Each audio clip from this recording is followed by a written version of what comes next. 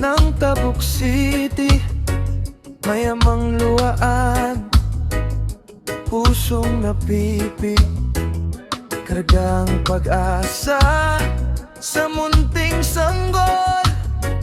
Ngunit ang bulsa'y wala ng laman, nawalan ng hanap, gumuho ang bubukas, iniwan ng mahal, nadurog ang lakas.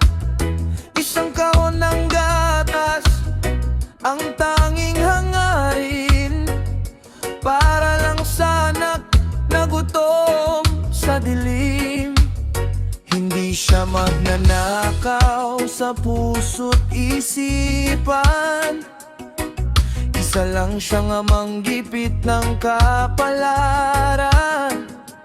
Minsan ang buhay ay sumusubok ng husto, hanggang mapilitan kang gawin ang di mo gusto.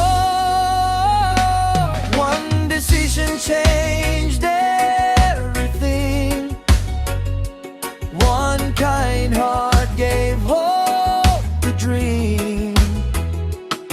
Hindi galit ang kanyang natanggap, kundi kamay na muling umalalay sa isang desisyong puno ng habag. May pamilyang muling bumangon sa hirap, kapag ang away sinabayan ng hustisya. May bagong bukas na naghihintay pa. Humarap siya, walang itinago, inamin ng sakit na matagal ng pasan.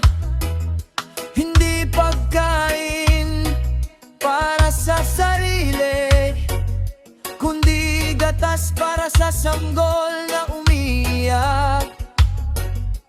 May opisyal na hindi agad humusga, nakinig muna bago nagpasya.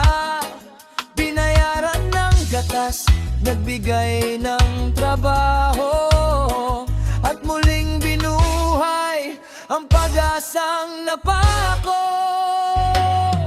Ang batas ay gabay ng bawat bayan, ngunit ang malasakit ay lakas ng sangkatauhan. May mga sugat na di kayang pagalingin ng parusa, ngunit kayang hilumin ng tunay na awa. One decision changed everything. One act of love became healing. Hindi lahat ng laban ay kriminal ang dahilan. Minsan kahirapan ang tunay na kalaban.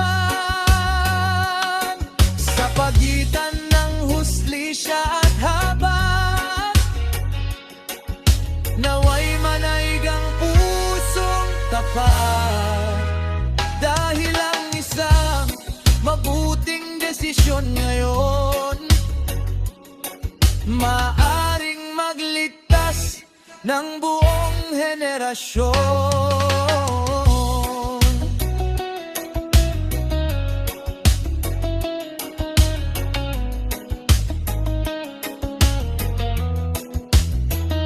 Kapag ang puso'y marunong umunawa, mas nagiging matatag ang ating bansa.